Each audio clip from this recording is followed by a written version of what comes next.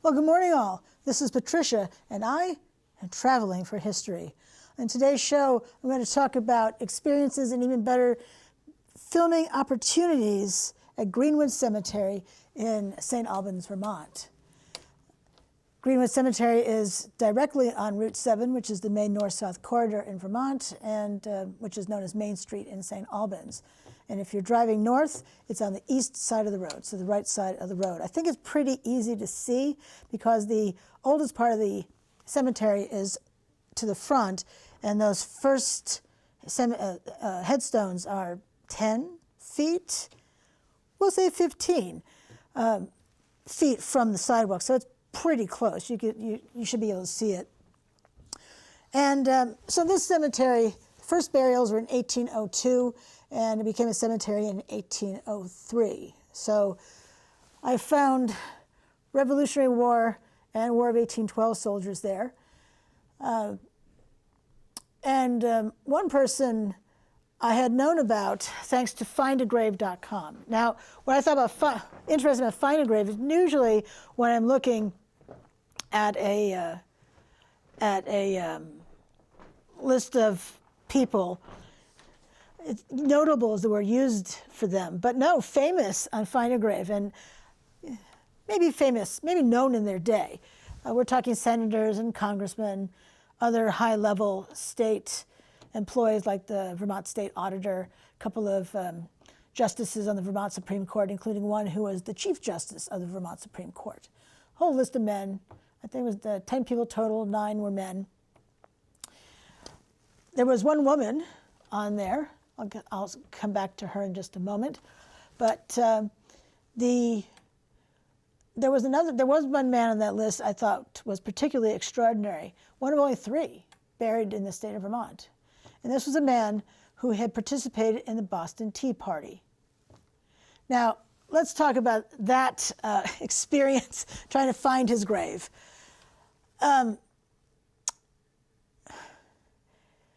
It's a tall, gray, rectangular headstone. And I knew the description of, I had seen a picture of that. I knew it had this brass marker stuck in the ground in front of it, and there was another marker to its right that had a date on it. So it also had this, next to it, also a light gray rectangular headstone, but it was askew. I have to say, I was sitting on a tree trunk in a whole bunch of light gray rectangular headstones. So what I was looking for really was the one that was crooked next to one. So I'm sitting there and surveying what I'm looking at and thinking, well, okay, all right. Lots of tall, square, rectangular ones that were staying straight up. But then I noticed one to my left that had the pair that I was looking for. Now, I was looking at the back of these headstones, and therefore I couldn't possibly have seen if it had the brass marker. But I thought, well, I could go and take a look-see. I want you to understand it was a hot and humid day, and the only thing that saved it that day was the beautiful breeze. That was the only thing that made it breathable that day. But I had already been filming for a few hours by the time I filmed. I was hoping to film that one. So I looked over to my right, and sure enough, I saw the same kind of pair of headstones. And then I noticed that there was a brass marker in front of this the taller one, and next to it was another one that I couldn't quite make out. But I thought it could be the correct marker because it's been my experience when I'm in cemeteries that these Revolutionary War soldiers have a 5-point star, and the arms of the star are fairly narrow, as like this right here. That's what I was looking for, that right there. And the American Civil War ones tend to be a bit fatter. And I thought from my distance, I thought that one looked pretty similar to what I'm used to seeing. And sure enough, boom, there he was. So that video has not yet gone, as of the filming this show, that video has not gone live yet on my channel, but you'll see it soon enough. It was a real treat to find him. Most of my wanderings in cemeteries, when I'm trying to find someone, it's just outlandishly challenging. No, let me challenging is the word I prefer, between challenging and difficult. If it's difficult, it's just bleh. If it's challenging, who doesn't like to rise to a challenge? But I will say, trying to find some people in cemeteries, man, yeehaw, not fun. So this is the initial sign you'll see when you head into Greenwood Cemetery. It's the one that meets you. There's only that one entrance right there. It's eminently drivable and walkable. Apparently, from start to finish on that driveway, it's 1 mile. There was a lot of grounds people there that day. Lots of people working on headstones and preparing for burial and all that. What was interesting, it doesn't say it on that sign, it says it on one far into the interior there, that police regularly patrol after hours. In fact, there was one area that I don't have a photo of it for you today, but that said private property. There were actually headstones in the area where it said private property, a roadway that led there. And I caught up with a groundsman and asked about that. Is it private property? Am I not allowed to film down there? And he said, no, actually on the other side of that, it's private property. They were having an issue with people with their tents in there, so they posted private property. But anyway, but just know if you visit Greenwood Cemetery, you can actually visit that section that is posted private property. There are about 5,500 people buried there. If you look at Find a Grave, they say 5,000, but what really hit me upside the head is how surprising it was to me is that a cemetery that opened officially in 1803 still has burials. That's this front part. I stayed in the front part, which is the oldest part. It's still set up as a rural cemetery, which means that the headstones are lined up one after another in a straight line. Well, sort of straight. So, although there are trees, lots of old trees there. I don't have any pictures of the trees themselves for you, or the stumps I was sitting on. These things are huge. I love trees as much as anyone, but I have to say, in a cemetery is a really terrible idea. The roots uproot the headstones, mangle them, knock them down, all that stuff. So filming opportunities, besides the obvious filming of headstones and the people buried there and all that stuff, but you saw a photograph of equipment. It was a dump truck with this flatbed and an excavator on the back. I always want to call those things diggers because they dig, but it is called an excavator. I've been corrected a lot in the comments over that. So I got to film excavators moving and working, including something I had never seen before in my life, that they were working on, the men were working on a headstone that had face planted, just right down off its base. This particular one had 2 iron rods from the base into the bottom of the headstone. Rust kills iron, and any sort of gap will cause water to get in and iron to rust. And they will snap over time. So that is my supposition, is that's what's happened, because when they were working on it, the rods were, well, there was no rod standing up in there. So so they actually had they tied a rope around the top of the headstone and then lifted it up with the excavator. It was so neat. You can watch that video now on my channel, travelingforhistory.com, Traveling for History, of course, on YouTube. But that was amazing. I have to say, I'm surprised I wasn't giggling.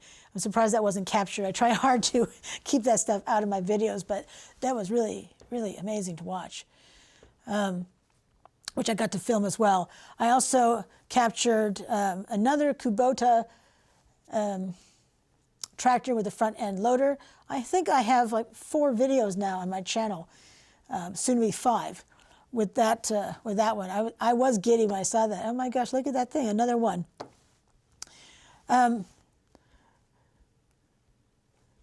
Also on my travels in that cemetery, when I was talking, let's talk about this. I thought this was very interesting. So this is in the old section up front. I want to say it was the Brainerd family, a well-known St. Albans family. Senators, at least one senator, and maybe a governor as well. But so this is the what's going to be the base, because the portion you see that's lighter than the concrete in the center is the wood to hold the cement in place. They had just poured it. They were pouring it that day. I didn't film that. I didn't realize that was going on when I was filming something else. So with this old family, much older than this person dying here, who's died for this, but a new headstone. Someone new is being buried in the same plot. And when I was talking to the guy who had just finished troweling that thing, I was asking about it because I had never seen anything like that before, and I am abundantly curious. He said that whoever was, he said his boss or someone higher up was a little nervous about having a new burial in an old plot. But, I thought that was really cool that a descendant wanted to be buried with his ancestors, his or her ancestors. I think it was a man. Want to be buried with ancestors. I mean, how fabulous is that? I think that's amazing. So I kind of want to go back to see what that's going to look like, to film the newest member of the family buried in there. I want to say there's 4. Let's see, what the center headstone. I filmed so many things that day, but it was not a gated community.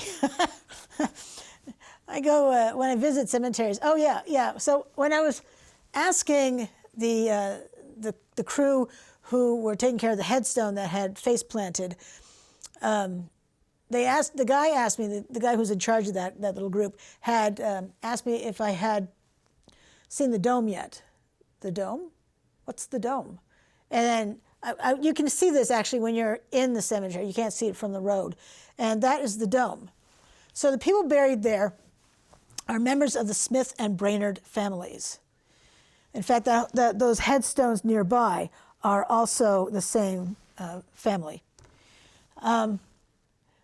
So looking at it from this angle, the base on the left is J. Gregory Smith. He was governor of Vermont during the American Civil War. John Gregory Smith.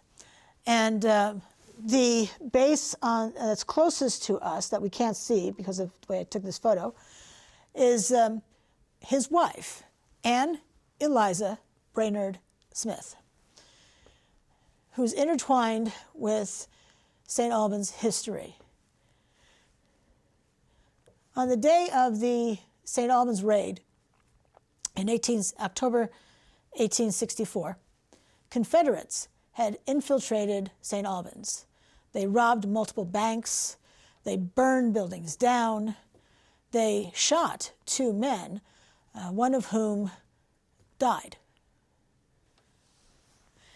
There was a great deal of concern that the Confederates were going to go to the governor's house to burn it down, because the Union Army had done that to not just one Southern governor's home, but to 2.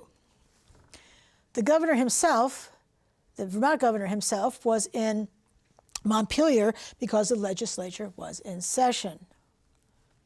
His wife, Anne, who was known as an author, she had written essays, poems, novels. She was known for 3 of her novels, Ceola, Selma, and Atla. You should read what one critic had to say about her. You could just tell from the first sentence he did not like her. But she was known for those things. She was known for a variety of things, certainly the governor's wife. She was at home. She scoured the house looking for a weapon. She finally found a pistol. She went out to the front porch and waited for the Confederates to arrive, which they did. And she was able to persuade them to move on, pistol in hand. And that pistol was unloaded. That's not all she did that day, though. She rallied the townsfolk to go to the Canadian border to stop the Confederates from crossing. She was honored years later with a rank of brevet lieutenant colonel.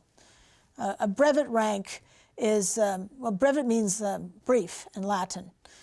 It's the last rank an officer at least, would receive before mustering out of the, in this case, well, the Army, we'll say the Army, the military in general. It didn't, it was only in title, so there's no extra pay, no extra duties. It's just the last thing you get before you muster out. So she was given this honorary title. I mean, a woman received this kind of honorary title, honorary rank. I find that absolutely extraordinary. But for her bravery that day, can you imagine holding a pistol that you know is unloaded? I think it's amazing. What's neat, though, is that there are actually photographs of her online. I don't have any with me today, but Anne Eliza Brainerd Smith, four names, and what's Brainerd spelled with an E? Brain, E-R-D. Anyway, she looked like a woman you didn't want to mess with, quite frankly. She had a lot of kids, 8, 9, egads. But a woman who got things done, clearly. But movers and shakers are definitely buried at Greenwood Cemetery in St. Albans, Vermont. If you have some time, now I was there from before 8 a.m. and I didn't leave until about 2:30 in the afternoon, so I did film a whole bunch of interesting things in there. So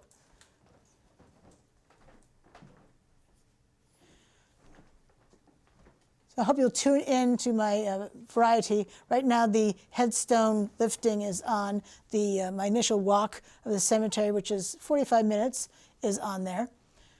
This one has not gone up yet, but the Boston Tea Party. But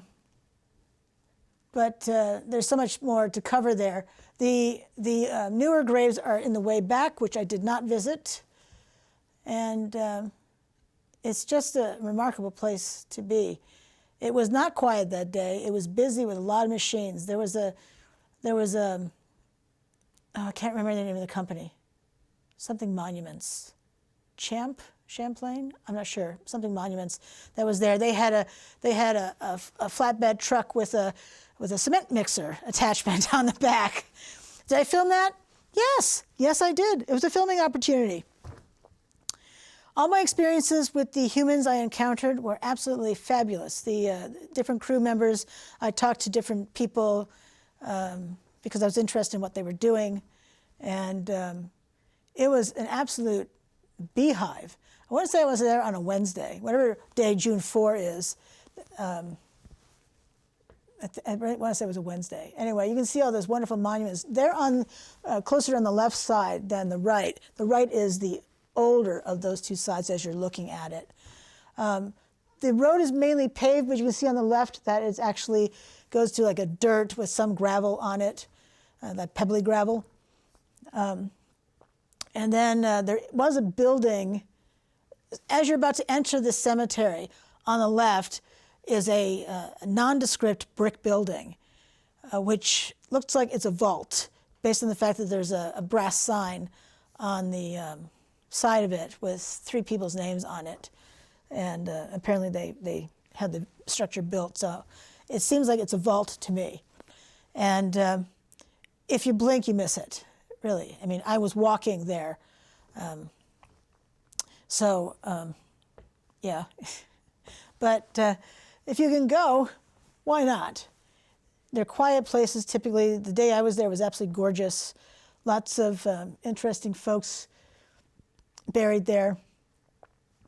And the building that's back there to the right, I would believe, I think because that's where all the cars were parked, I'm betting that that's where the lawnmowers and other equipment is kept.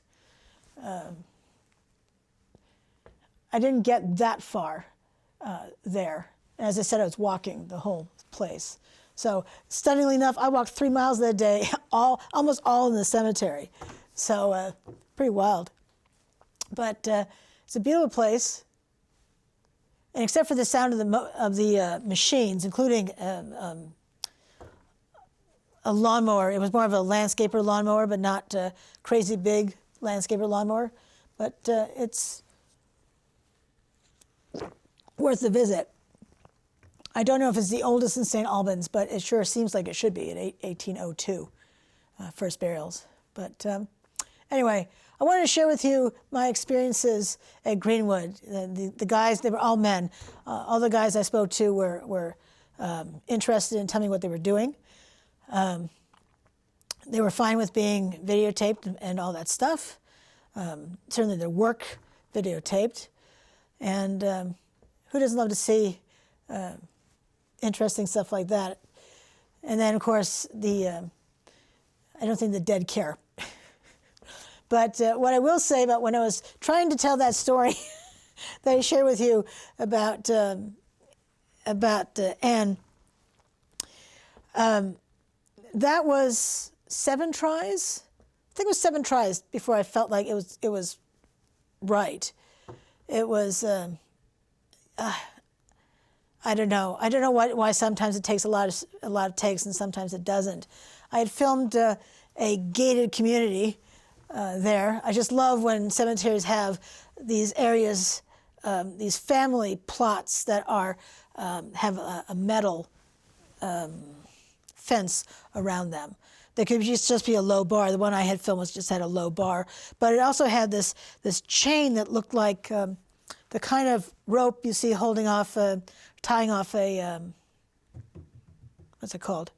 A drape, and the tassel was solid iron. I'm guessing it was rusted, but it was heavy. I think it was a solid piece of iron. Anyway, I just thought I didn't even film the headstones. I just filmed this gated community because I thought it was really cool. But appreciate your being here today and hanging out with me as I talked about Greenwood Cemetery, located in St. Albans, Vermont. I do recommend you go visit. Oh, one thing I have to warn you about, though. The ground is terrible to walk, really terrible. Second worst I've ever walked, which is saying something. The worst, in case you're curious, is in Montpelier. I think that's St. Mary's Cemetery. Scary. I thought I was going to snap an ankle. This one, I didn't think I was going to snap an ankle, but I was really concerned I was going to fall. And but terrible, terrible, terrible ground. And I don't think they can really do anything about that without regrading it. And who's going to do that? It's a cemetery. But really, if you're going to walk on the on the grass, be mindful as you're going up the hill. Well, actually, it didn't matter if you're flat. It's just terrible ground to walk on, very uneven, and you're going to be careful of falling, because what are you going to hit? You're going to hit you're going to hit a headstone. That's what you're going to hit, or one of those markers that has sharp things off of them. So there's no good scenario of falling in a graveyard. At least it's on the main drag, and someone may see you or not. Anyhow. All right, well, this is Patricia. I'm traveling for history. Really enjoyed telling you about these things I did and saw and experienced at Greenwood Cemetery in St. Albans, Vermont. And until I see you again, I hope you have a fabulous rest of your day. Thanks for watching. Bye now.